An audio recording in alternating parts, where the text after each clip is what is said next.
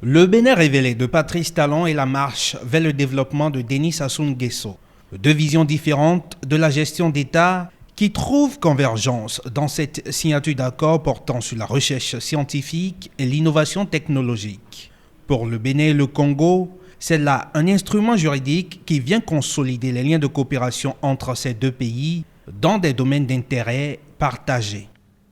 Cet accord permettra l'échange de matériel scientifique, minéral, végétal ou animal conservé ou vivant, l'organisation conjointe de séminaires et de colloques, l'organisation de manière générale de tout autre type de collaboration qui pourrait se révéler utile à la réalisation de ces objectifs.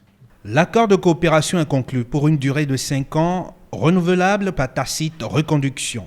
Pour la partie béninoise, sa mise en œuvre va intervenir au bénéfice des économies et des peuples béninois et congolais.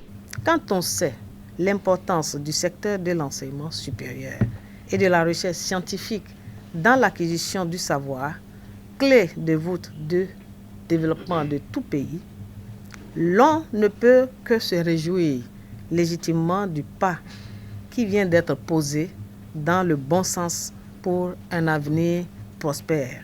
La signature de cet accord de coopération a été précédée par celle d'un protocole de partenariat paraphé par les directeurs de l'Institut géographique du Bénin et le Centre de recherche géographique et de production cartographique du Congo. En ce qui concerne l'IGN Bénin et le CERGEC, nous sommes rassemblés par un exemple de coopération sud-sud comme on le souhaite.